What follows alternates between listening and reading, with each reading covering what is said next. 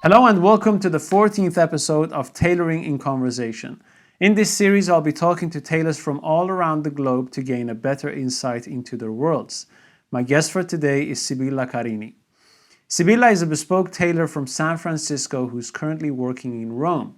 You may know her from her online tailoring courses made in collaboration with whatbellamade.com. We're going to talk about her journey into tailoring, creativity, innovation, the challenges these things bring into the tailoring industry and tailoring companies, and more. So please join us in this conversation, and I hope you enjoy. Sibi, thank you so much for making the time and being with us today. I have tons of questions to ask you, as you're one of the most active people in the fields of online teaching, and you know, following your work, you seem to have a good amount of passion, I would say, for the basics and to, you know, get things constructive, you know, and technically correct. So first of all, thank you, and how are you today is probably the best thing to start with. I'm doing really well. I'm getting through the end of my summer workshop. So Yeah. just got a couple weeks left and then vacation, which I'm really looking forward to. So a much needed vacation. I've been hustling a lot this year. 2021 has been really fantastic in a lot of ways, but also definitely a hustle. So yeah, I'm ready for that break. Right. Now, one thing I don't know about you exactly, which we have to work out, or you have to just explain it to us. You are in Rome at the moment, but you are Yeah. also in America from time to time, and you've also been in London. Now, where is what and what is where exactly? Totally. This question I get asked in social settings, in professional settings, and it's like you kind of just have to figure out what your answer is going to be, whether that's like actually the truth or not. But the reality is that I come from San Francisco. I was born in Rome, but I was raised in America. I spent most of my life in San Francisco, and I started my multiple careers. I started those in San Francisco, and then I basically decided I'm destined to become a bespoke tailor. I need to go get trained, like officially trained to do this. And I think it, you know, in the grand scheme of things, I maybe realized that a little bit late. But I was like, Europe, that's like has to be my destination. So I bought a one-way ticket to Barcelona because Barcelona was calling me. But I was like, once I'm in Europe, that's good. I found the Savile Row Academy and enrolled sort of serendipitously enrolled in their summer session because their fall session was already full, and then a spot opened up in their fall session. So I ended up just staying in London. So I did 1 year in London. That's when the pandemic hit. And I basically, without a job, had to decide whether I was going to go back to San Francisco for financial support or come to Rome because I have family here as well.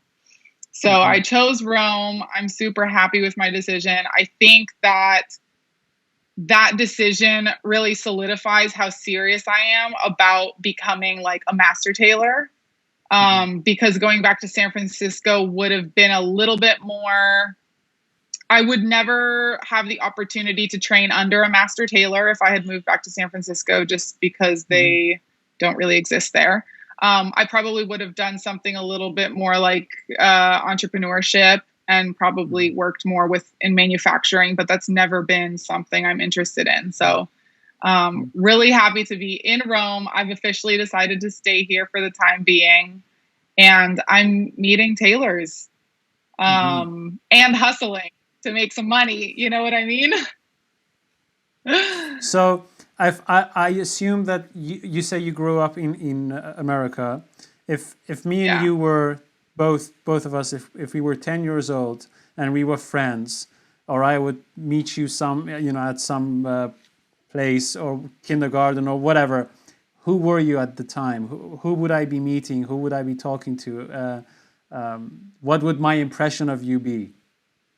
I love this question. Man, at 10 years old, so I was really a shy kid. I was such a shy kid. I think, though, that's what let me sort of go into my own world and be really, really creative. So I've been creative my entire life. I mean, my parents have like little shoe boxes of all my creations from when, who knows how far back they go.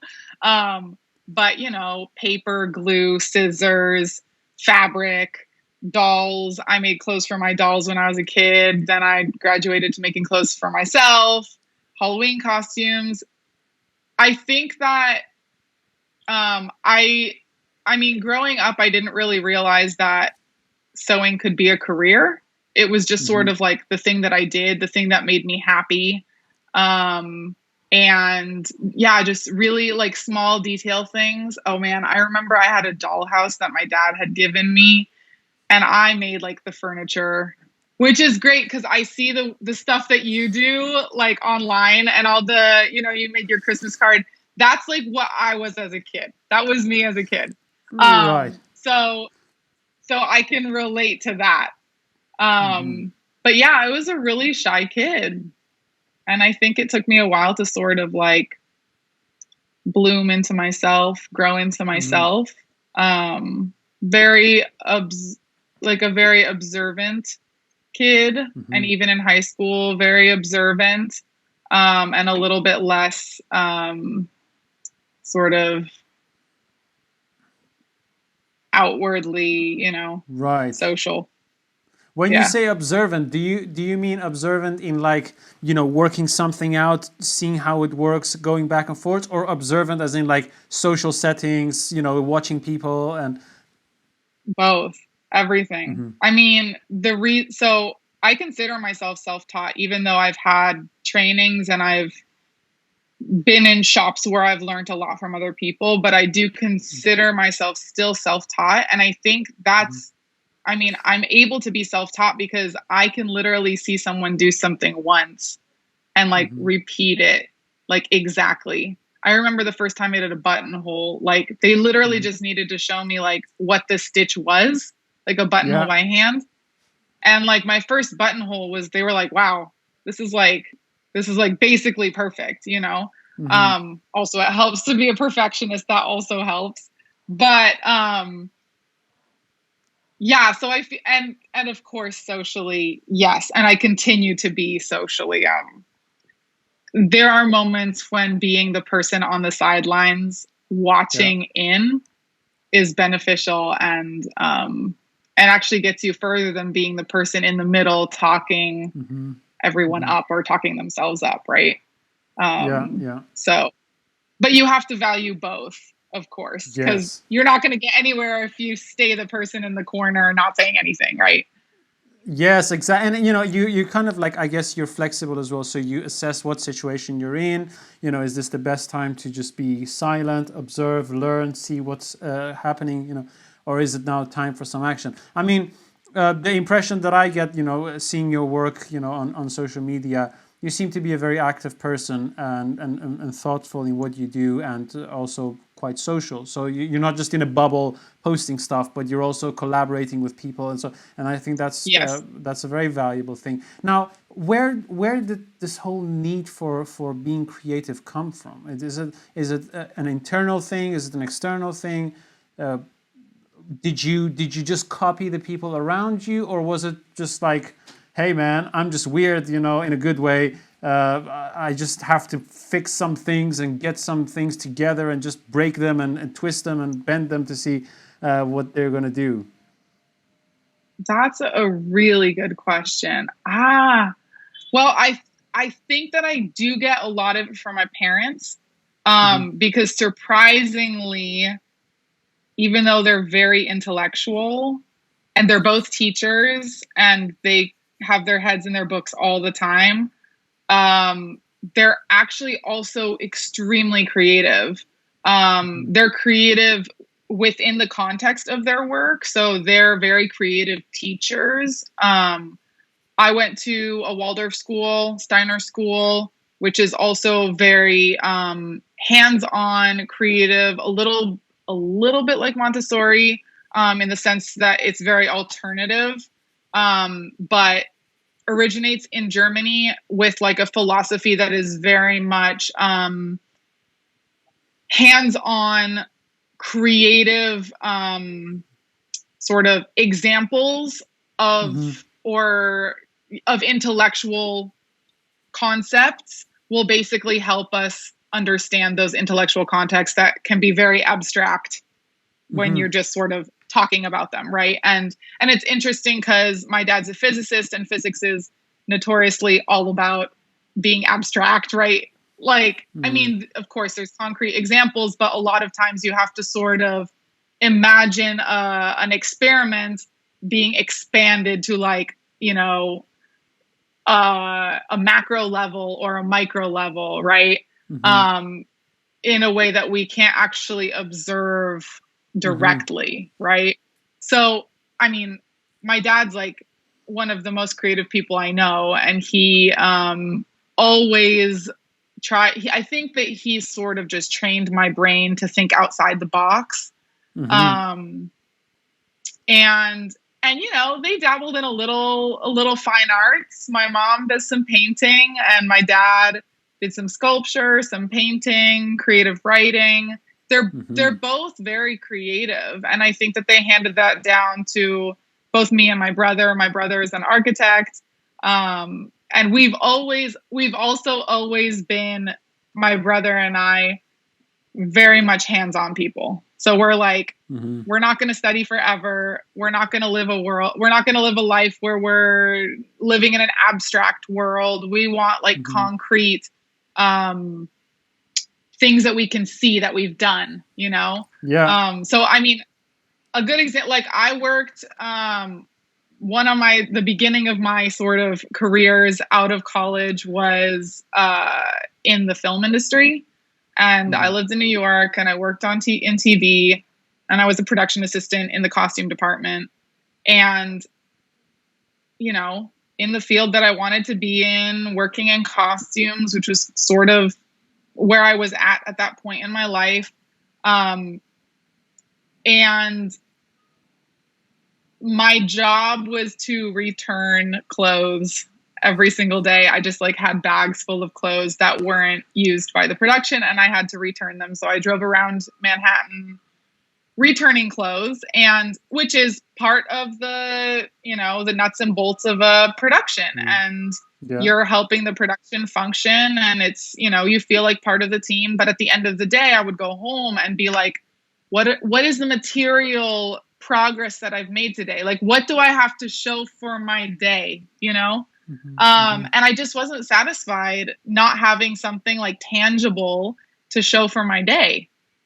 So I was like, you know what, screw this. I left the film industry. Basically, I went to work in a costume shop for making Broadway costumes, and I was immediately way happier. I was like, even if like all I'm doing all day is like flatlining, you know, set 8 of the exact same dresses, like I'm way happier than like being a part of the wheel in the cog system, the cog in the whole machine that is the film industry. Yeah. Does any I mean, how would I say this?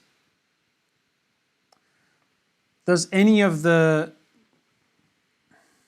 if you and your dad would be talking tailoring, has he said anything to you or shown you things, you know, about his profession that you could immediately take on board and be like, that's something I can take on board and adapt on this level, on that level, on this field, and that field? Did you ever get like a technical fight with your dad about tailoring, and he would be like, hey man, what the hell are you talking about? That's not how materials work. Oh, totally. I mean, my dad, also being my father, right, wants to like help me fix all my problems, whether they're professional or personal, right? And sometimes when I talk to him about sort of professional struggles and he comes up with some sort of solution, I'm like, you really have no idea. Like, this industry is not even close to anything you understand. And so, yeah, we've had some interactions like that. But I would say there is a lot of what I think it's not what I do. I think it's the way that I approach tailoring, and the way that I love tailoring is very similar to, honestly, to physics. I mean, I consider myself like becoming a master tailor. I mean, you're getting a master's in tailoring, right? Like, no one's officially giving you like a degree, but not even masters. Like, we're getting like like I'm getting a doctorate in tailoring, just no one's giving me a piece of paper, right? Or it doesn't really exist. But ultimately, like, one of my favorite things, coming from costuming also, is I love cutting. I love cutting. Like, I love fitting. I love cutting. I think that sculpting, a two-dimensional piece of cloth into 3 dimensions is like, that's the coolest part. That is the coolest part of what I do, and making it fit all different sorts of body types and understanding different body types.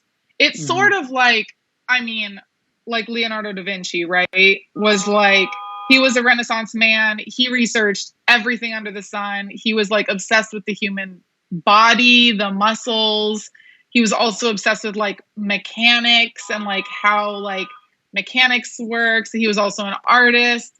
Like, I can relate to that completely. And I think that I get that obsession from my dad. My dad is a bit of a Renaissance man. I have to say, directly, what he gives me directly that helps me every day is perfectionism. With its faults, with its flaws, pros and cons, right? But he gives me perfectionism, the kind of perfectionism that will drive you crazy, and the kind of perfectionism that brings you really far, especially in tailoring, right? Yes. Yeah. Okay. We can go many directions now. You've laid the groundwork of a very thorough conversation. I would say, how I think you're an outsider. Obviously, you've come to London, right? You're not grown up in a family of tailors in London, or so. How did you, as an outsider, find the tailoring industry from the moment that you started up until now? What are the things you've observed? What are the things you liked, disliked, or whatsoever?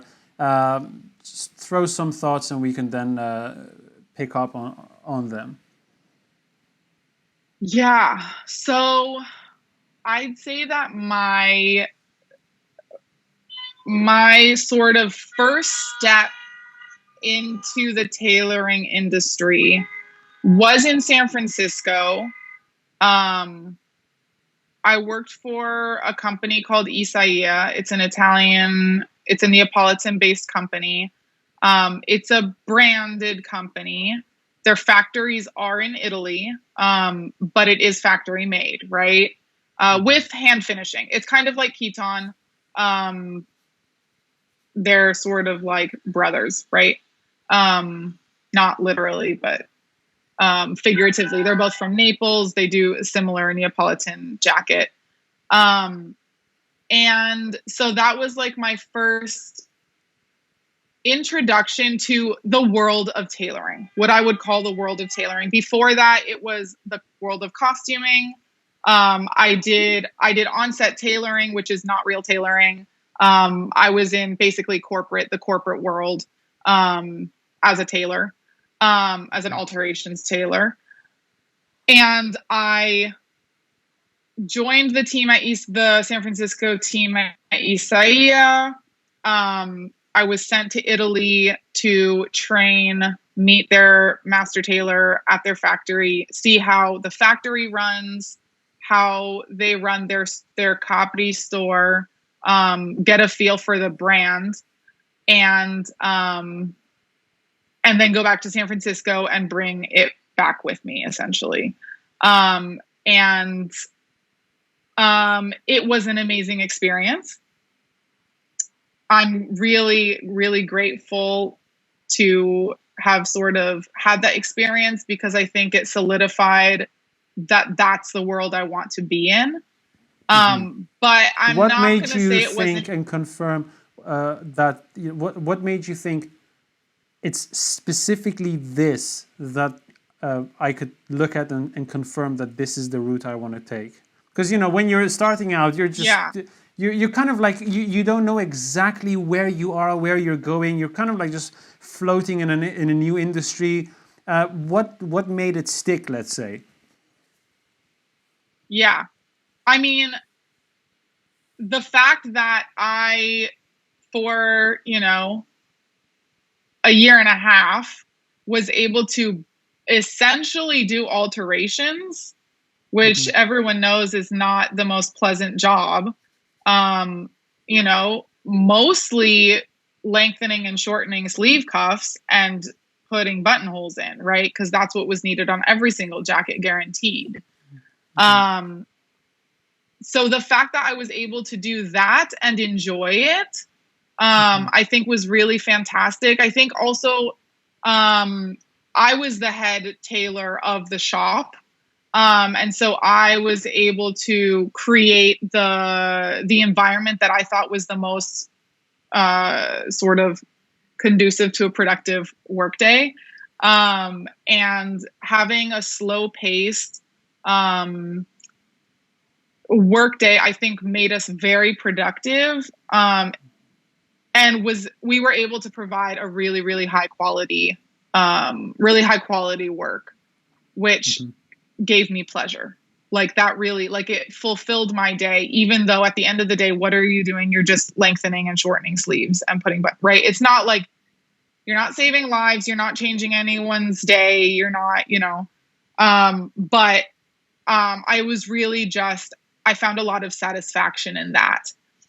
And then there was the part that was not as prominent in my job, but my interactions with the clientele were equally fulfilling, if not even more so. I realized in a retail world where sales associates, they get commission, they literally, their livelihood is based on selling, right? Yeah. And they will do anything under the sun to sell their product, right? Which as a tailor is very difficult for me. I do consider myself a businesswoman, but I consider myself very honest.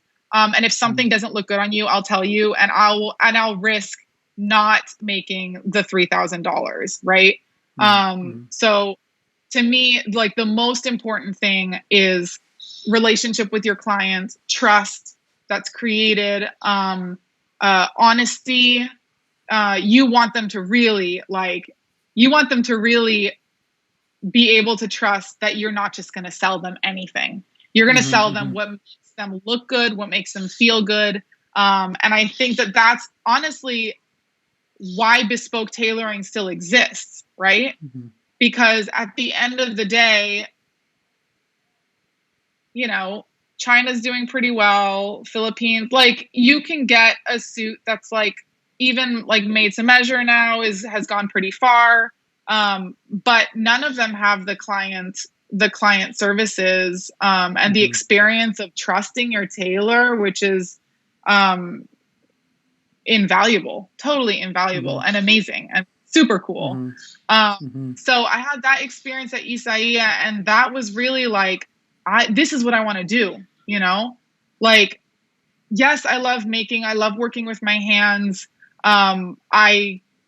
Cutting is like my heart and soul. But working with the clients is also a super important part for me. And, I realized that working at Isaiah was a little bit restrictive for my dreams. So I ended up leaving. I did sort of a quick stint back in the corporate industry to make some money before taking off. And but yeah, I think that working at Isaiah made me realize like I have to get trained, you know? I mean, I was about to start my own tailor shop, right? Like utopian dream that like, you know, with no experience, self-trained, self-taught, that I could start my own tailoring company. And maybe I could have in San Francisco, because you can sort of, you know, you sell yourself, but like I said, I'm not good at being fake. I'm not good at selling a product I'm not 100% confident in, right? Mm-hmm. So I was like, no, I need to get training. I thought that I had enough cutting experience from my costuming background that I only needed to fill in the actual tailoring, the art of tailoring part. So I'm like a little bit embarrassed to say it, but I actually bought Andrew's DVDs, the Savile Row Academy DVDs. Yeah. Which, look, I'm happy that I have them. Also, the fact that they're not digital kind of cracks me up. They're literally like DVDs in San Francisco. They're like not even with me. But I sat down with these DVDs and I started to study. Like I took notes and I was like, my plan was to make a jacket following the DVDs. And like got through the entire course, which is basically just a jacket, right? Mm-hmm. But I mean, the way he does it, it's like completely by hand. It's like the most artisanal, bespoke jacket that could possibly, like, he literally stitches all his seams by hand, which is barely done anymore, even on Savile Row. And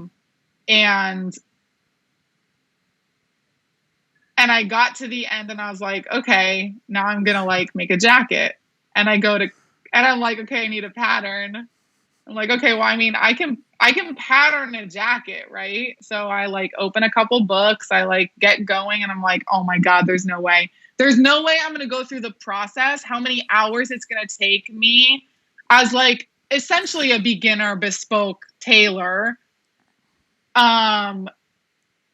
Like I'm not going to put that many hours into something that's not, the pattern is not spot on. There's just no way. So I decided I had to enroll in a cutting course, and I started looking, and I was already in my late 20s, not really a time when you can like go back to school or go to, you know, there's all these places in Italy that are connected to actual brands, you know, Zegna. I mean, they all have their schools. Their schools are 3 years long. They're full time. You end up going from the school, you get hired by the company. And I was like, I'm not planning on doing that. That's not like, I'm too old to do that. And that's not something I want to do. I wasn't even planning on moving to Europe for 3 years. You know, I mean, now it turns out I am going to be here, but still, I was like, I also felt like I had to value the experience that I have. I don't want to just throw away, you know, now 10 years of career, right? Just because it wasn't on Savile Row or in a tailor shop in Italy, right? It doesn't mean it's not valuable. I mean, there's so many things that I have become an expert at within the costuming world that I carry into this industry, right? And actually maybe a unique perspective. So, yeah. So then basically I enrolled in the Savile Row Academy summer course, which was specifically cutting. It was a cutting course. It was amazing. I learned exactly what I needed to learn. Probably could have come out of that and started at the bottom of the ladder as an apprentice somewhere. I probably would have struggled because I hadn't actually made a bespoke jacket start to finish yet. So even on Savile Row, I mean, they probably would have looked at me kind of like I was crazy. Like, you want to be an apprentice? Like, you literally have no experience. Even though, again, I'm like, I had 7 years of experience, just not Yes. specifically in that industry. So I decided to take the full year course, which was a huge investment. And sometimes I'm like, did I make the right decision? Especially with the pandemic, I mean, I think it's been the hardest on people who come out of school into now the pandemic world, where it's just harder to find a job, especially in tailoring. It's harder to find someone who wants to give you a chance. It's always an investment, always.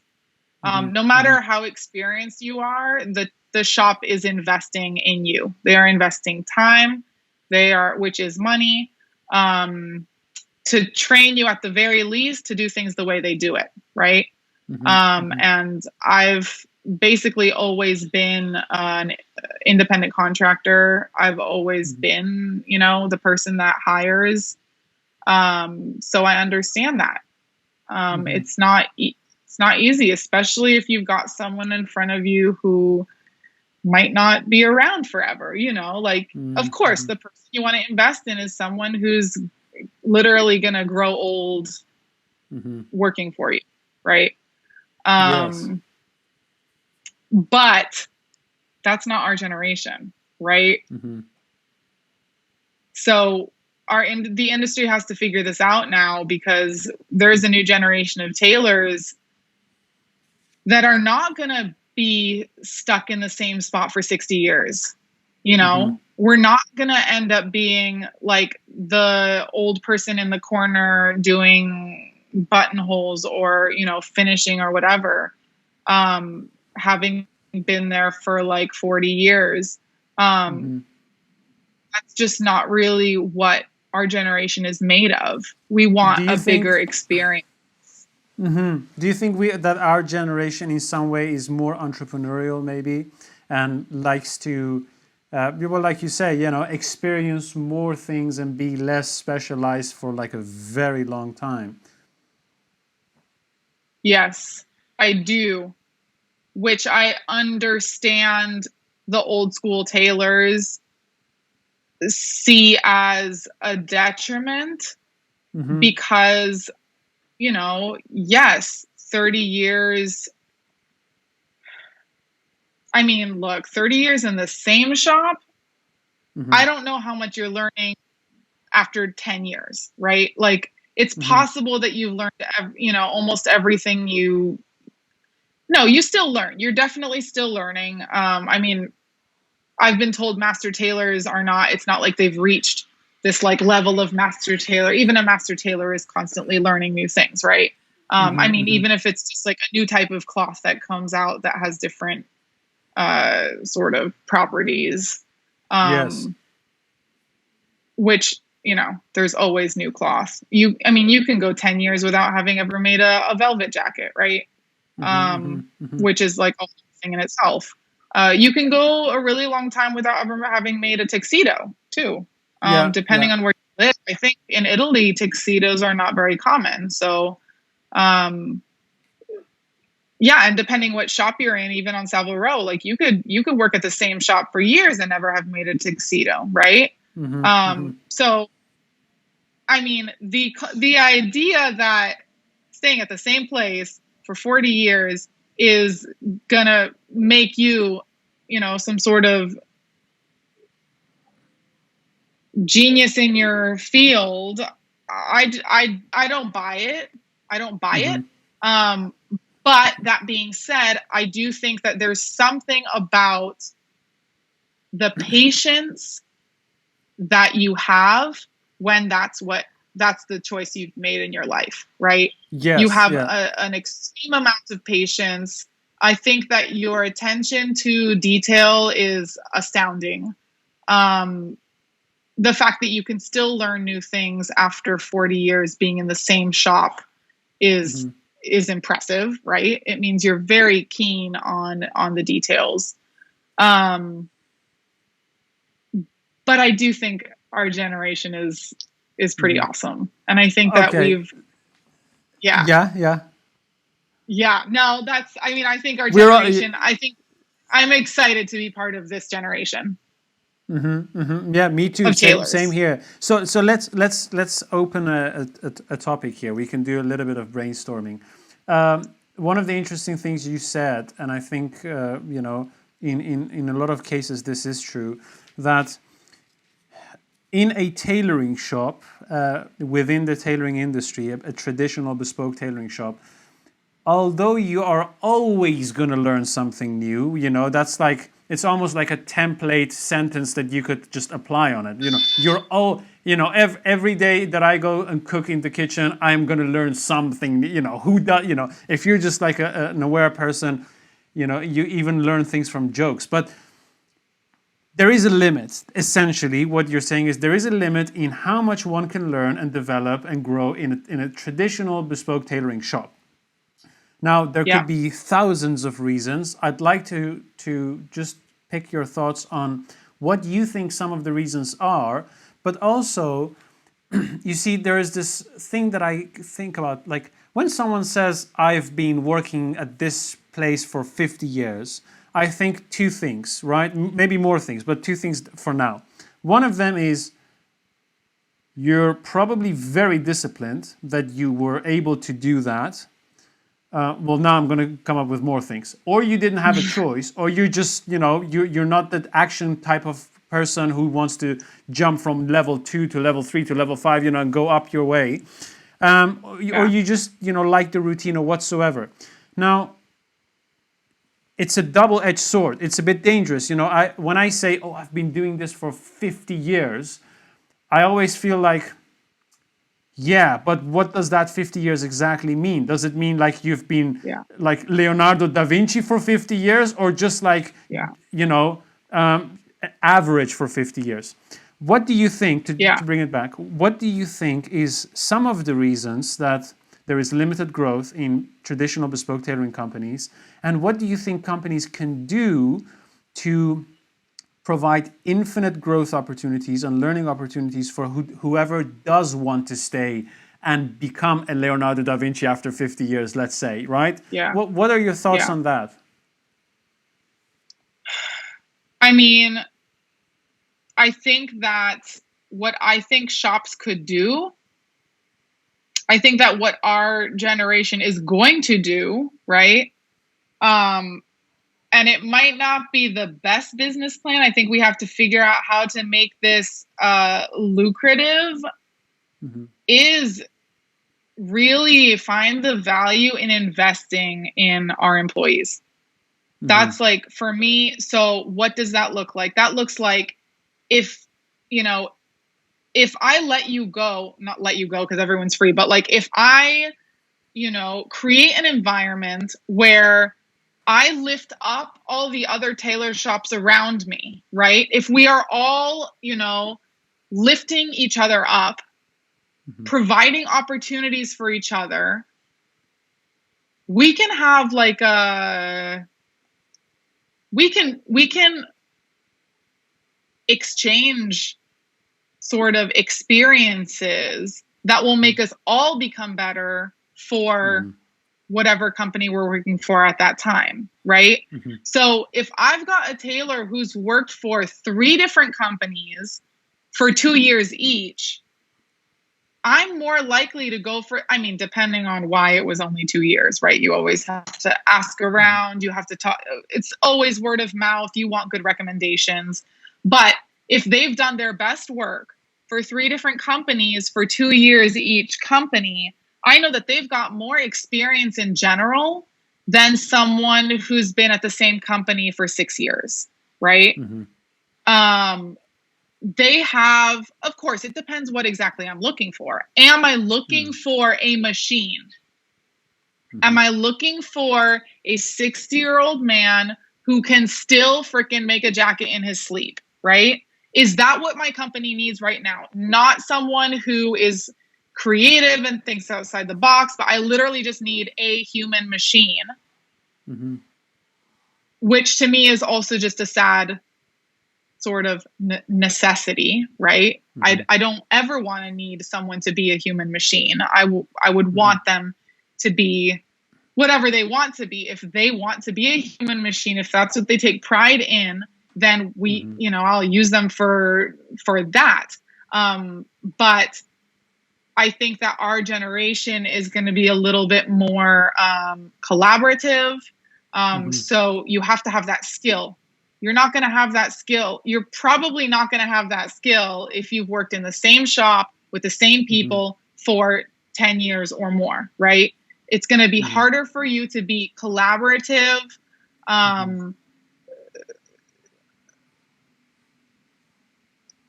accept new ideas, accept other people's experiences, be open to, there's this way that I learned it in this place, and be like, let me actually consider whether that's a better way of doing it than the way that I've been doing it for 10 years, right? I think so many old school tailors are like, no, this is the right way to do it. This is the way I was taught to do it. And this is like the right way to do it, period. And we all know that's like the biggest, it's not a lie. That's like the biggest,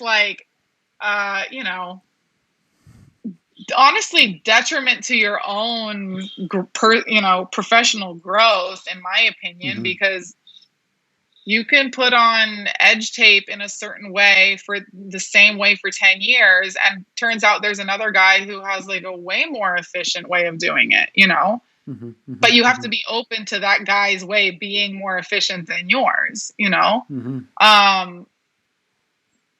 I think that there's a lot that the tailoring industry can learn from the haute couture industry.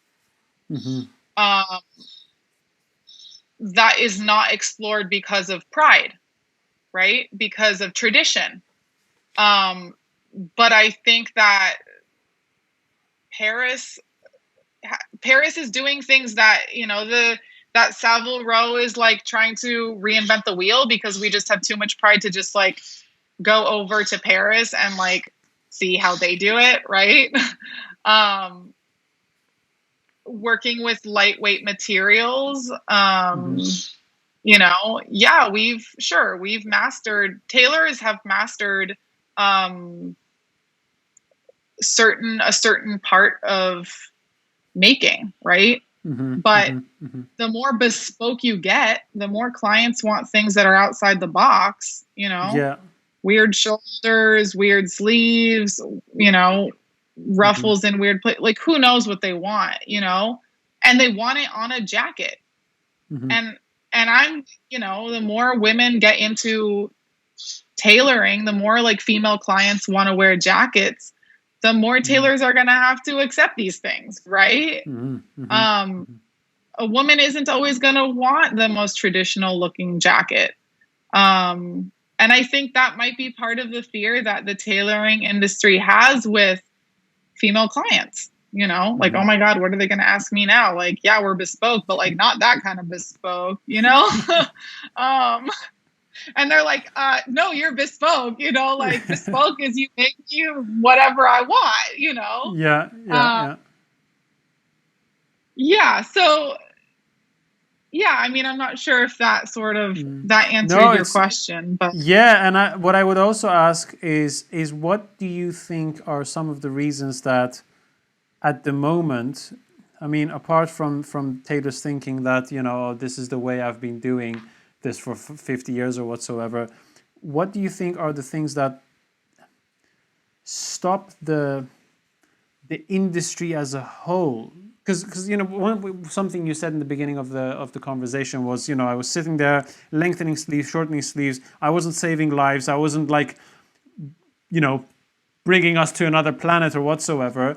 So yeah, without undermining the work that we do as tailors, eventually it's a luxury, and it depends on how you look at it. It's not like something spectacular that the humankind needs, you can do with average, so do you think that there is something intrinsically about tailoring that just has its limits, or do you think it's more the way the people are doing it that creates the limits, and makes the shops kind of like, yeah, after 10 years, you probably have outgrown the company?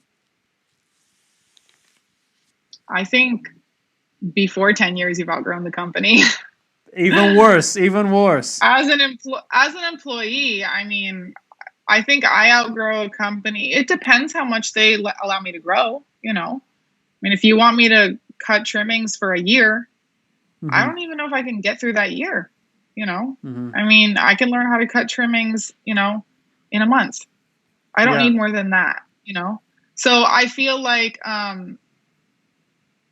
the way for a company to grow is for each one of its employees to be constantly growing to the extent that they feel like they need, right? Like you said, some people are really just satisfied, slowly making their way towards becoming a trouser maker, right? And they like the routine, the daily routine. They like, making the same pocket every single day.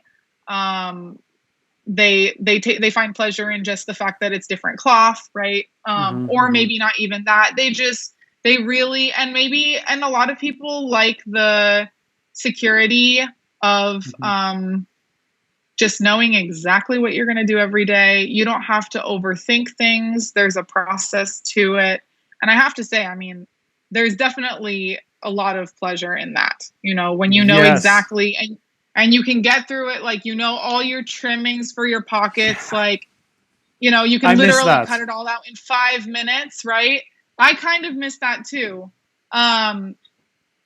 And I feel like in a shop, that's where you get that experience. And that experience is also invaluable. Right. And I feel like I haven't had that experience enough. I've had so many entrepreneurial experiences, which are also super invaluable and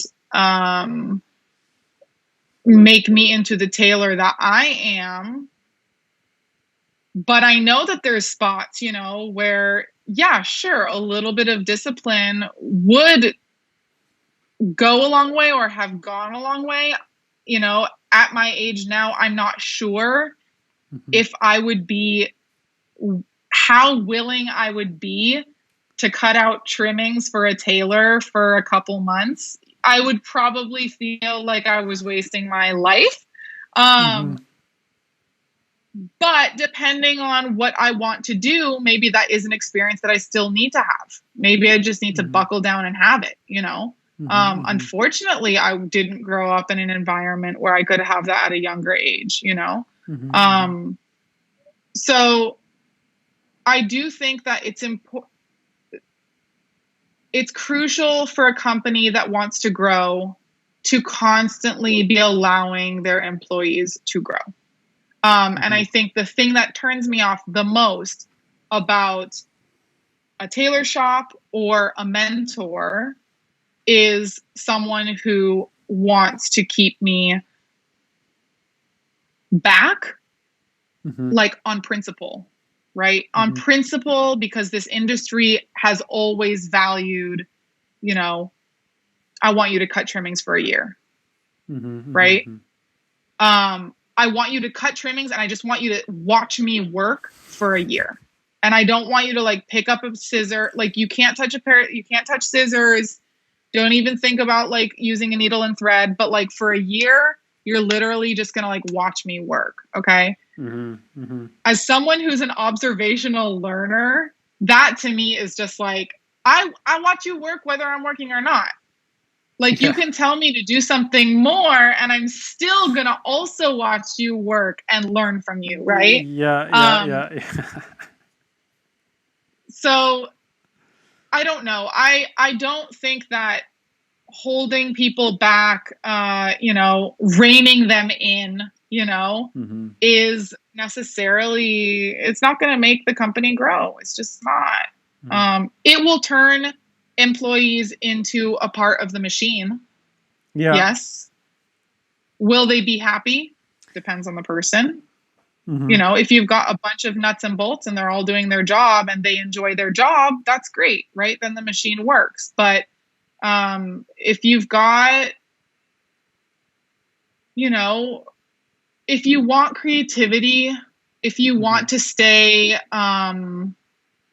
contemporary, if you want to be able to provide clients with creative solutions, creative processes, creativity in general, I don't think complacency is not going to. Complacency does not harbor creativity. It just doesn't. We all know, like, creative people are kind of crazy, kind of, maybe a little manic, maybe a little bit all over the place, and need to be reined in that sense, right? Like, people's creativity needs to be reined in so that it can be productive, but not productivity.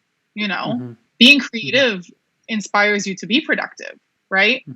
So the less creative you allow me to be in your shop, the less productive I'm going to be.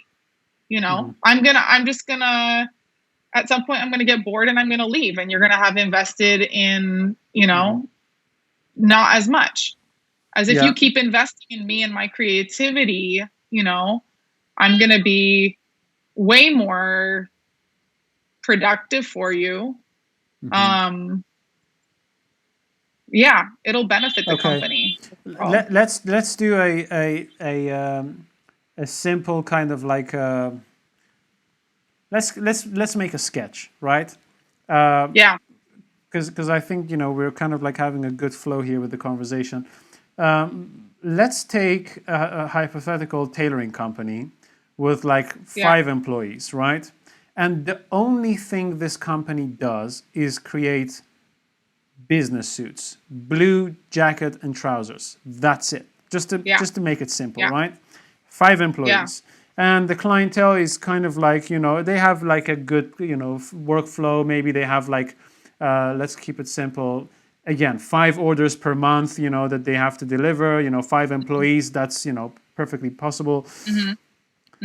Now, for a company that has 5 employees and only makes blue business suits, jacket and trousers for men only, let's say. Let's just keep it as simple as possible. Totally. When do you think it stops being?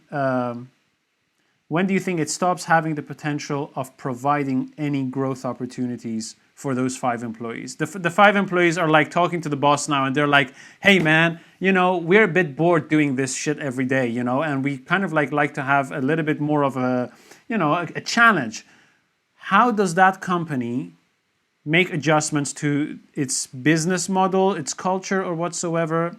What elements does it tackle to make a small start towards a more creative approach, a more growth-orientated approach, you think?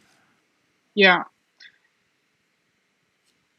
So I think that the first thing, there's a couple things that popped into mind immediately. The first one is, in a realistic situation, these 5 tailors, these 5 employees are all going to be at different levels, and they're all going to have different specializations, right? So the first thing that the shop can do is try to rotate somewhat in a way that doesn't completely collapse the productivity of the shop, right? Rotate the employees so that they all become proficient in all the steps, right? So that's the first thing.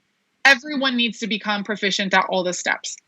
At the same time, of course, you're specialized in one thing. You're going to be the one that's the second thing. You're teaching each other. So teaching, the ability to teach someone what comes naturally to you is another skill. Like, not all makers are teachers, right? So that's another skill that requires creativity. Sure, not everyone has a natural talent for it, and maybe you're like, I'm going to teach you, like, I'm going to send you to the like jacket maker for the day, but like, we all know how he is. He's a little bit like this. You might just have to learn from him by observing, right? because some people just are naturally not really. But you know what? Being forced to teach someone, it expands. I think it expands people's abilities. You can learn things about the way you've been doing things for 10 years just by all of a sudden having to teach someone and being like, shit, like I never really thought of it in this way. Or, maybe actually I kind of want to try it in a different way, because now that I'm saying it out loud, it seems like I'm kind of, maybe this isn't the most efficient way, right? Okay. So anyways, I think that teaching is another way of creating growth within employees and within the company. Okay. And I think that on Savile Row, sometimes teaching becomes a little bit pretentious, to use the big P word. Okay. Yeah. I think that people need to be careful. I think that a lot of times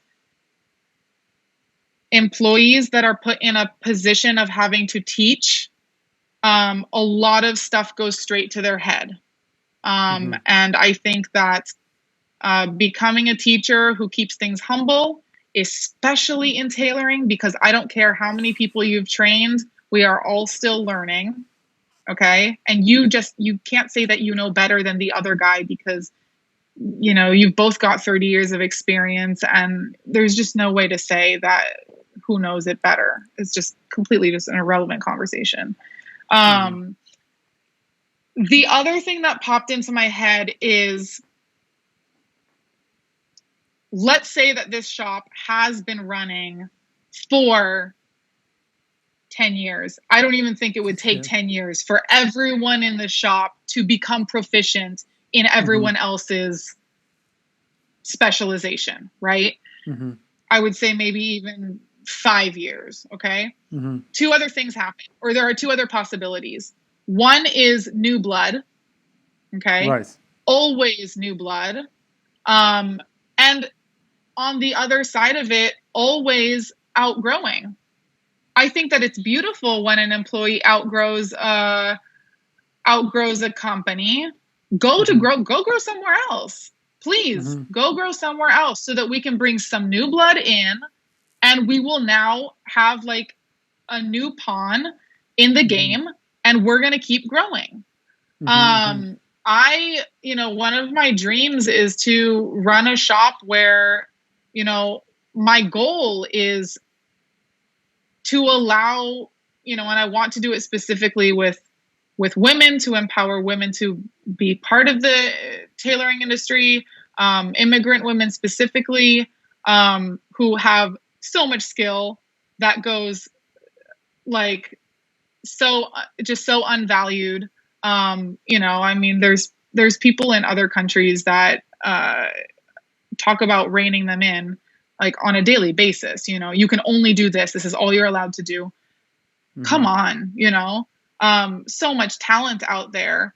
I want them to be able to, I would take pride in my jacket maker leaving and starting their own company, start your own tailoring company. 'Cause that would make me feel like that's like the most, I would be so proud, and I do believe that there's room for all of us. I don't think that the bespoke tailoring industry is a big enough industry. There's just not enough people who want to, like at this level, who want to provide jacket, product at this level for us to really, sure, we're in competition because each jacket costs thousands of dollars, right? So like if you lose one, you might not make your rent. But, you also just have to buckle down and network, and that's the whole other side of a tailor shop, right? Clientele, the client management, all of that. That being said, rotation of new blood, old blood, send the old blood to start something else, do something else, be creative in a way that maybe can bounce back and be productive to you at some point, right? Who knows? Maybe maybe they open a factory where that can make, that can manufacture canvases on a higher level than you can just purchase off the internet, right? So you don't know if someone leaves your shop and goes to be an entrepreneur and start something new. I mean, don't be scared of that person. They're not your competition. You know, if you've provided an environment where you want them to grow, you've said, I want you to grow, I want you to become independent, I want you to be as creative as you want to be, they're gonna love you for that. They're gonna come back. If you're an asshole, they're gonna want to go out and be your competition, you know? Yeah. Like if you held them back, right? They're gonna be like, you know what I'm gonna do now? I'm gonna go start my own shop and I'm gonna steal all their clients, right? Of course they're gonna do that because you were an asshole and you kept them back. You reined them in. No one wants to be reined in, you know? So they're gonna teach you a lesson. Yeah, you should be scared if that's the kind of, you know, teacher that you were or mentor that you were or, you know, shop that you ran. But I think that our generation's above that, you know? So the last thing is multiple shops. So that's my last point is like rotate through shops. I cannot tell you like, oh, like how do they do it, you know, over there?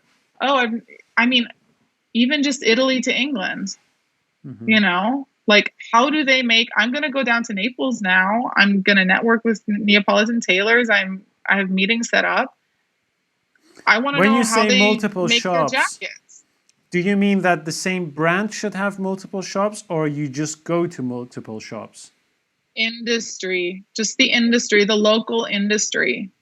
So, I mean, Savile Row, obviously, right? Someone, or even someone who's in Italy and goes to Savile Row for a couple of years.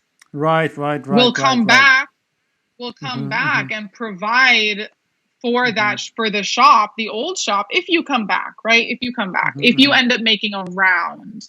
Yeah. But even if they don't come back, you get someone who has that experience on Savile Row in Rome, and all of a sudden what you can provide is a British style, you know, tuxedo. Yeah. Which is like maybe, you know, your father, who was the one that taught you, made like one tuxedo in his life because Italians don't buy tuxedos, right? Or like clients don't come to Rome for tuxedos, they go to England for tuxedos. You know what I mean? Now you're going to have someone working in your shop that has that experience because they've made the rounds. So it's going to benefit the company ultimately, you know? Yeah. Well, the idea I get now from... Yeah. Go ahead. So the idea I was going to say... Sorry. No, I was just going to say that the more... I think that what's holding shops back right now is a bit of fear of competition, which of course, I mean, it's legitimate. If you lose a client, it's a big deal. Even if you lose a sale, you know, it can be hard to just pay your employees, right? Because someone decided to order one jacket instead of 5, you know? So I get it. But I do think that we need to trust creativity, trust growth, trust lifting each other up, and trust the fact that that's going to come back and benefit us in the long run. Yeah. Well, this is the sketch that we have made so far, in my mind, based on what you're saying, looks something like this. Even if you have the most basic tailoring shop, 5 employees, they only make, you know, jacket and trousers, they have like 5 clients a month. Best thing to start is to make sure that, first of all, the routines that everyone goes through changes in a way that they still know what to do and how to do it, but it's not as repetitive as to make their brains dead, right? So it starts with the rotation concept, what you said. And then that rotation concept is going to make people interact within a company more together, exchange knowledge. It creates a culture in which people think more about how they interact together, new ideas form, and then what you'll get after that is you also answer the question of, well, what do you do if people want to leave? You say, well, let them leave, because if they do leave, first of all, if you're really good with doing what you're doing, they're not going to leave. They're going to love the company and they're going to stay. But if they do leave, they're going to set up something on their own. It may be a copy of what you've been doing, but probably not, because there's someone else. And that's going to, if you get that on multiple levels, that's going to expand the industry and the market, right? So market expansion creates new weird things. You know, it just attracts people from all different, you know, levels of society into tailoring. Then if you then have, I guess that inevitably creates clusters of shops, like you say, multiple shops like Savile Row or like Italy, you know, and that again allows people from within the industry to change shops. Even if they don't want to start out on their own, they could still go to a different shop. And so I think the essence of what you say is a focus on expansion of industry, because inevitably a bigger market will allow you to experiment with more things with your brand. Also on the clients thing, I think it's a good thing if companies lose clients. I think that's one of the best measures that you can have, you know, from the real world of, do you still deserve this client? No, sorry, they left.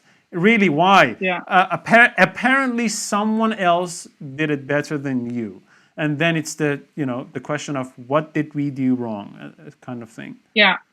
Or why aren't we growing in a way that provides something new and interesting to the client who's been our client for 10 years, right? And now he wants something new and interesting, so he's going to go to the other guy. Because that's new and interesting.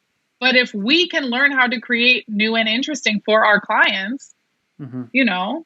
Also, I mean, what I love about Savile Row is that every shop has their, you know, their trademark style, the thing that they are exceptional at, the thing that they're known for.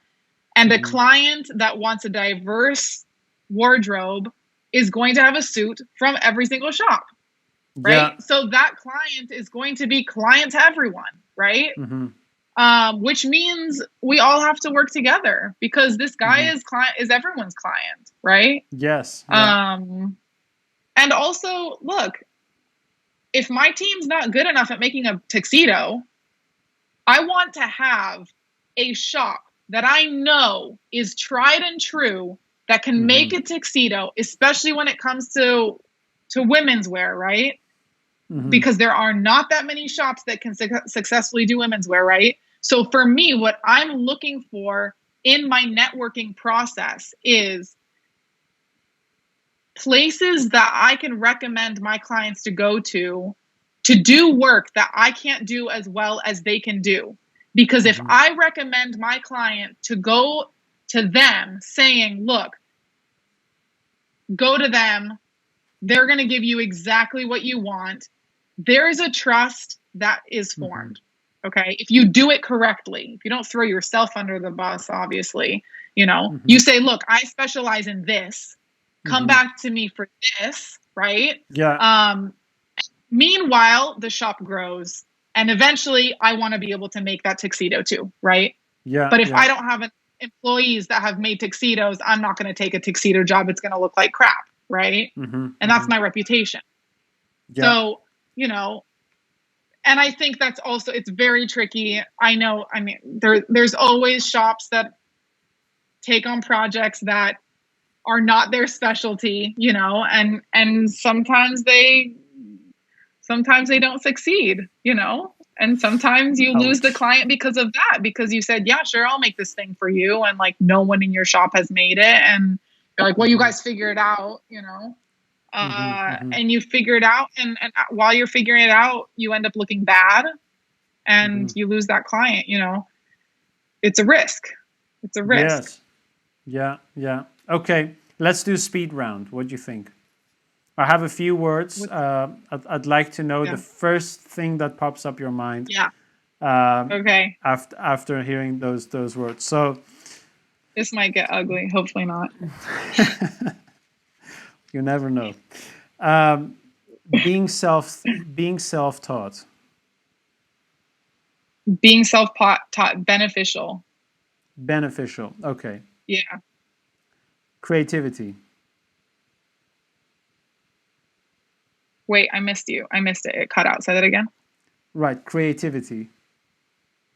Creativity. Oh man. Growth. Growth. Yeah. Hmm. Yeah. Creativity is growth. Yeah. The perfect hobby. Success. The perfect hobby. Oh man. Not tailoring. Anything that's not tailoring is the perfect hobby. Why? Because I tailor as my job. I'm like, I do not want to like on my downtime, I want to do something that's not tailoring, Do you, you do you know? do you how often do you absolutely hate tailoring? Like you just want to rip and smash and just break whatever that's on your Never, desk? Never. Oh my God. never, never, Okay. never, ever. No, Ever. really, I don't ever hate tailoring. I can tell you right now I'm teaching tailoring. Hmm. I hate videoing my tailoring. I Yeah. hate having to make videos of my tailoring. I wish that I could just tailor all day long. And there's basically my week is split into not even 50-50. It's like Hmm. 2 days a week and then like 5 days a week I'm on the computer. 2 days a week I'm tailoring, and I wish that it could be the other way around. Yeah. Um, Yeah. Yeah. so but when it comes to tailoring, there's nothing. Okay, there is something I hate, but it's sort of outside the box. Um, how do I put this? Because it's not pressure. I don't hate pressure Hmm. because I think pressure also makes me work well. Um,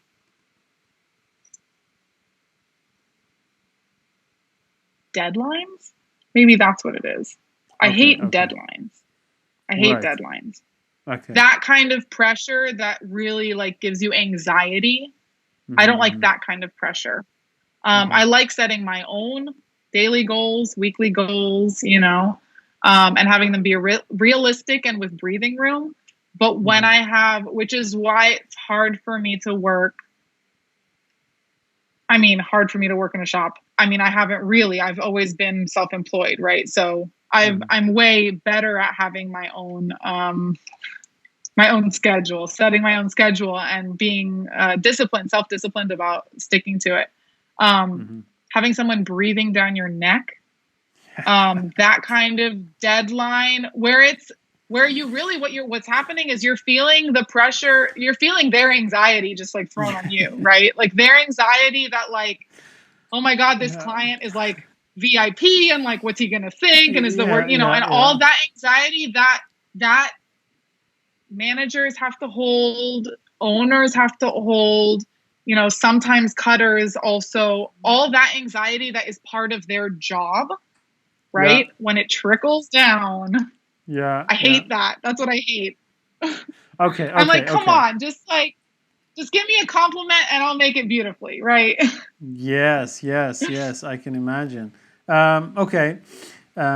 Craft in society. Craft in society. Ah, I love, love, love, love craftsmanship. I mean, if I had to come up with one word, it would be like love. I mean, this is what Hmm. I live for. This is life. Um, I live for craftsmanship, artisanal quality. Hmm. Um, yeah, those are all.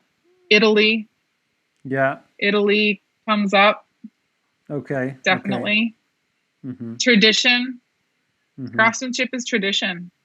Hmm. Um, that's the difference between entrepreneurship, which Hmm. is progress, contemporary, fresh, right? Hmm. The contrast to that is tradition, Hmm. craftsmanship, right? Hmm. Hmm. And you can't lose that. History. Yes. Yes. Okay. Okay. Um, Tailoring in the future, or the future of Tailoring in the tailoring. future. The future of tailoring. I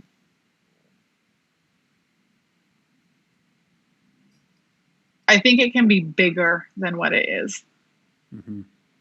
I think there's a lot of room for growth. Collaborative. Mm-hmm.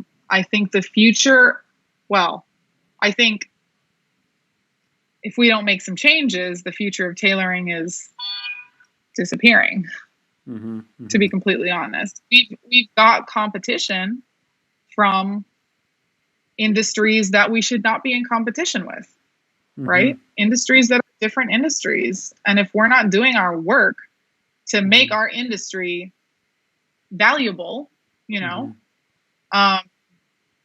then the future of tailoring is going to be dying, you know? Yeah. But I like to think that with the new generation, the future of tailoring can be inclusive. Inclusive. That's like my number one. Inclusive to women, inclusive to androgyny, inclusive to not just people who wear suits every day because they have to, but people who wear suits because they love to. Inclusive to, this is going to be the biggest challenge, inclusive to socioeconomic levels. Okay. Inclusive to women, inclusive to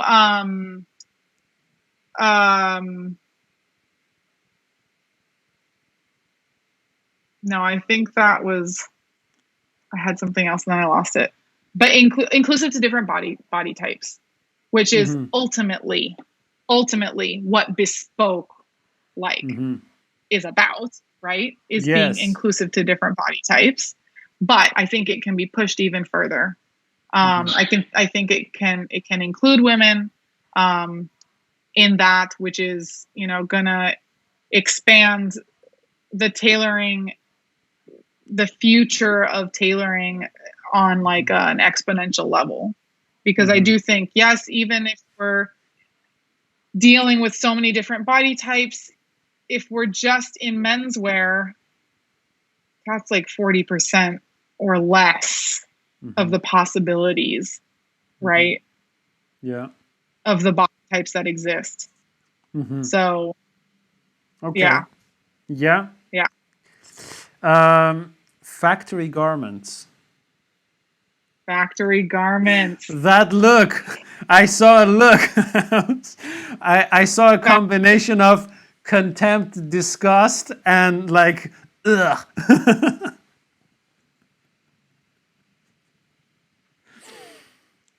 So the first thing that pops into my head is collaboration.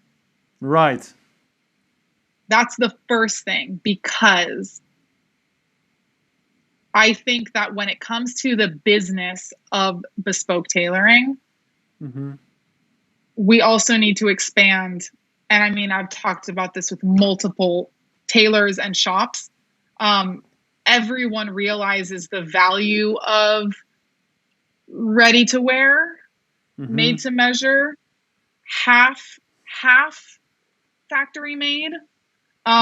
So some sort of collaboration is the first thing that comes to mind. I don't think either industry is quite set up for it yet. Maybe some sort of middle industry needs to sort of form, right? Something that's a little bit more halfway, you know, not quite Bangladesh factory, right? Yeah. Maybe a little bit more, you know, small, what do they call them?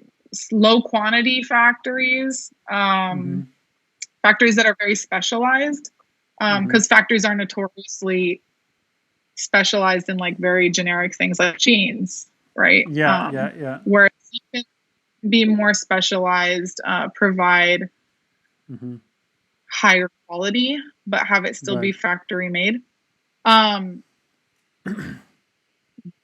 I don't necessarily connect factory made to the fast fashion movement. I think they're two different things.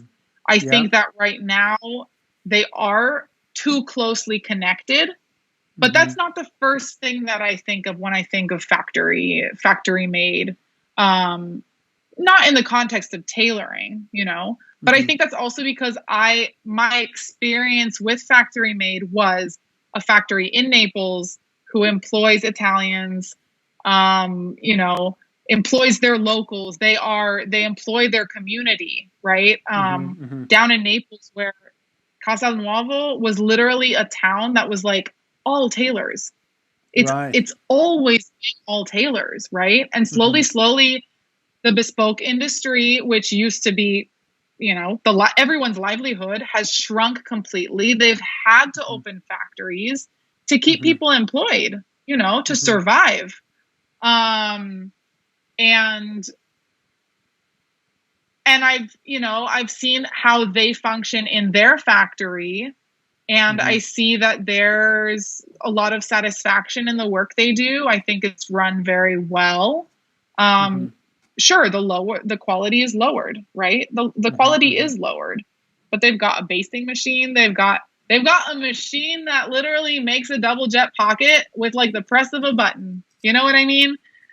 I'm not going to go and say that that's better than like my handmade double jet pocket, but would I sell a jacket? That's been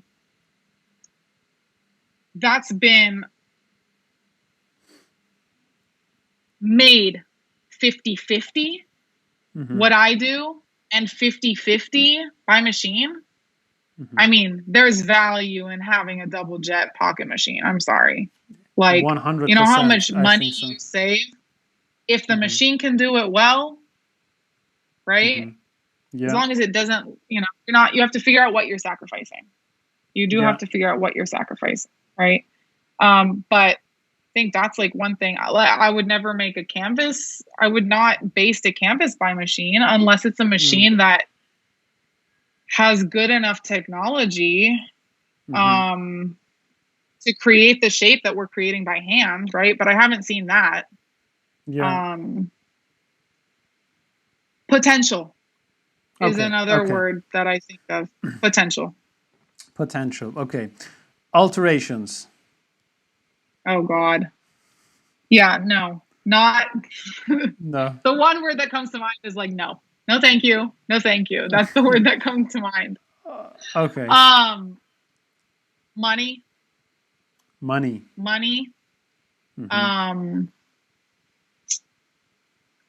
Yeah. What is your biggest current inspiration? My biggest current inspiration.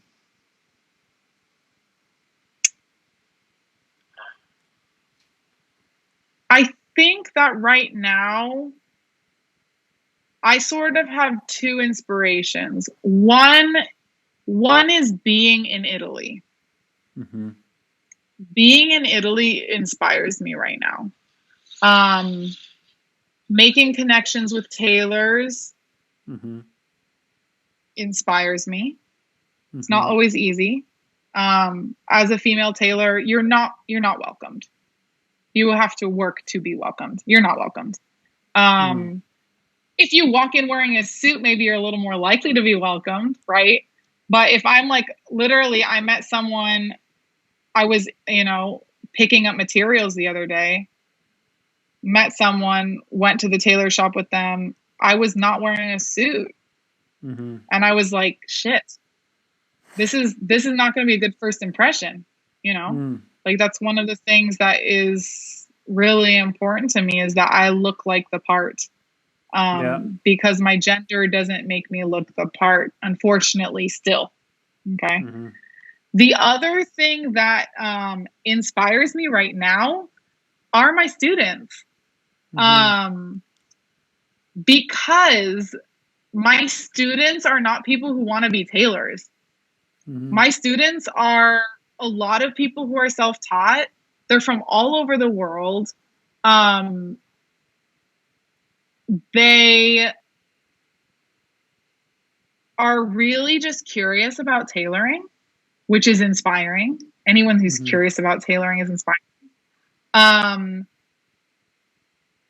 And whenever they have small successes, it's really inspiring to me. I think more so than being in an environment of a tailor shop, which can sometimes actually not be very inspiring, to be honest.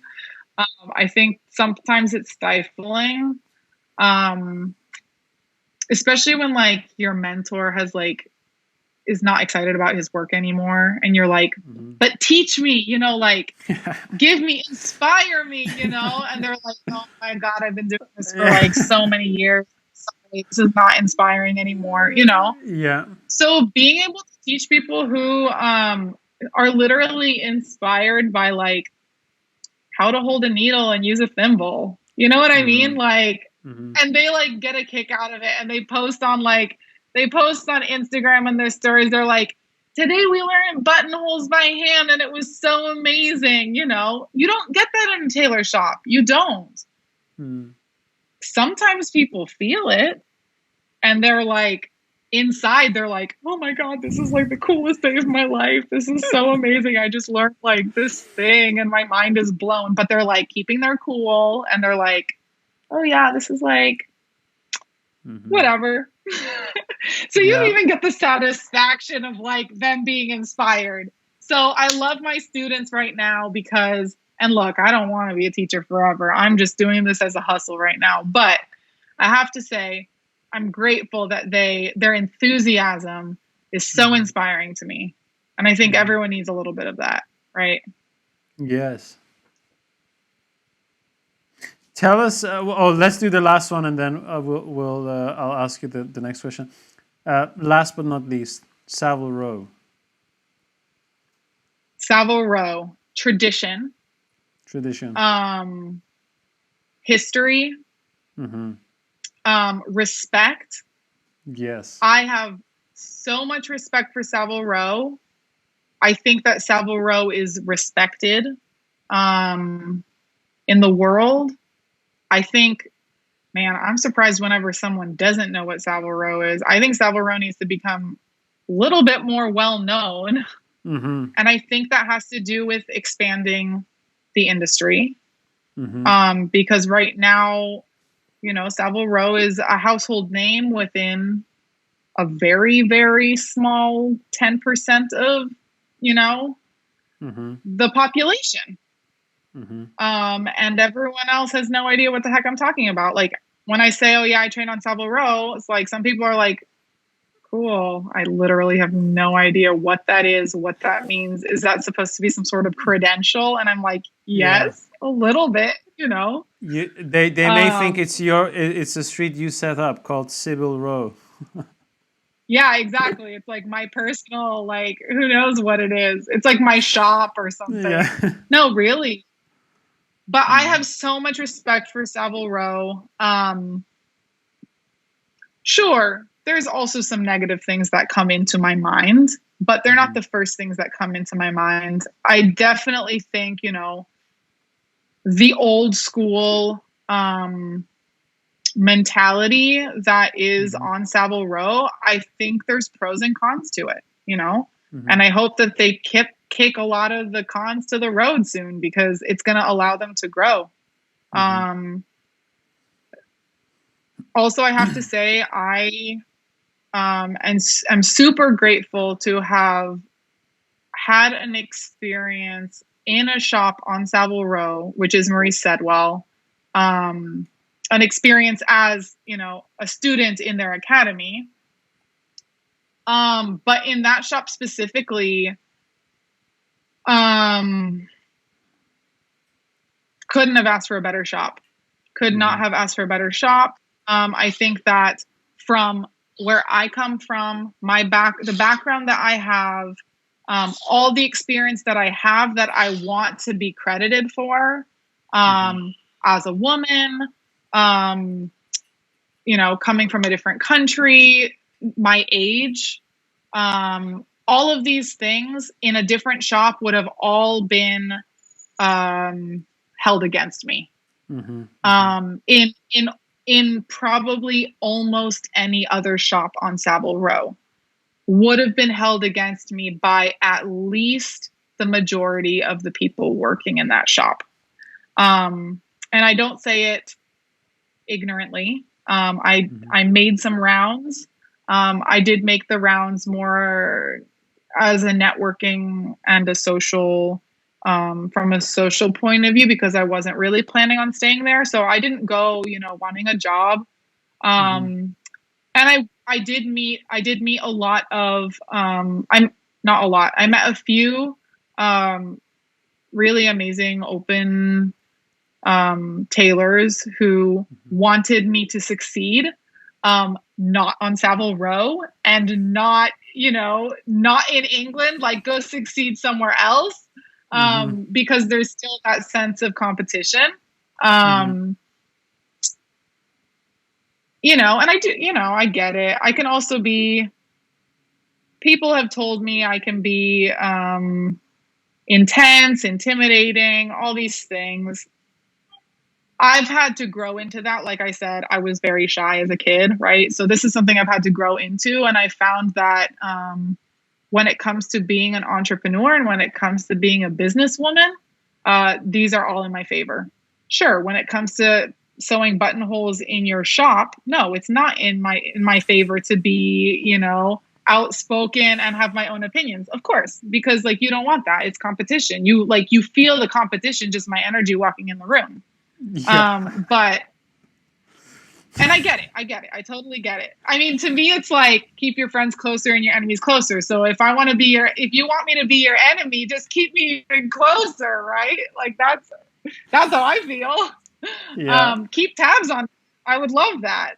And also at the same time, I feel like I'm going on a tangent for a moment because I'm feeling it, but I do feel like, the confidence that you have to have as a business owner in this industry, and maybe that intimidating quality, that maybe I have to have because I'm a woman, so I have to compensate a bit,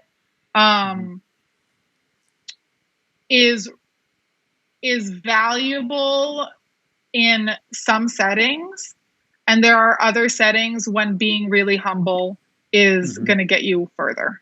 And so I think that you got to play the game, right? You have to play the business game of, knowing when being humble is going to benefit you more. And also as someone who is, it's never humble when someone says they're humble, right? But as someone who I consider myself naturally to be more on the humble side, I push my confidence. It doesn't happen as naturally. I really have to push my confidence. Self-doubt is like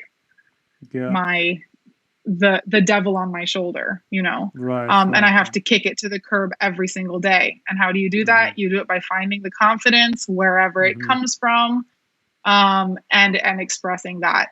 But yeah, a combination of the two, I think, is going to get you further ultimately. Okay. Sibilla, where can people contact you on the courses that you're doing? So I'm in partnership on my courses with Isabella. She runs What Bella Made. She's in Germany. So our signups are all through her website, which is whatbellamade.com. I consider myself, it's a collaboration, it's a partnership. We decided not to start our own company together, because I want to be very clearly a tailor with my own brand as a tailor. That's important to me, and that's something that I need to keep growing without having another brand that I have to worry about and maintain and take care of. So all my tailoring workshops you can find through my Instagram. I always link to her website through Bella as well, through whatbellamade.com, and then just follow my work as well as I grow and hopefully start getting some clients. Although I have to say, not knowing where I actually want to open a shop yet, because in the back of my head, the plan was to go back to San Francisco. Right. And now that's on hold. And part of my business plan was based on the fact that I'd be in San Francisco with that clientele and Silicon Valley and the connections and networking that I have there. So now that I've decided to stay in Italy for a bit, is that going to look more like private clients, international clients, people that come to Rome? I go meet them. So it might be a little bit more of that situation, and collaborating with local shops and stuff like that. So we'll see where my business ends up going. I'm excited to see where it's going to grow. I also, you know what? In some aspects, I'm old for where I'm at in this industry, but in some aspects, I'm also very young. And I'm kind of excited about, I don't feel a lot of pressure to open my tailor shop tomorrow. I feel that age and experience and networking is going to benefit my business when I actually end up opening a shop, not just like a tangible shop with 5 employees. Okay. Sibilla, thank you very much for being with me today, and I love the conversation. I think there are too many things we haven't yet covered, but maybe something for in the future. Totally. Thank you, Reza, for this. I mean, this was inspiring. Thank you. Talking to other tailors, talking to you, always inspiring. Pleasure is all mine. Thank you. And that was Sibilla. I hope you all enjoyed the conversation. If you'd like to see more from Sibi, you can follow the links to her Instagram in the description of this video. If you have any thoughts, comments, or anything else you'd like to share, please let us know, and we sure hope to see you again in the next episode. Until then, bye-bye.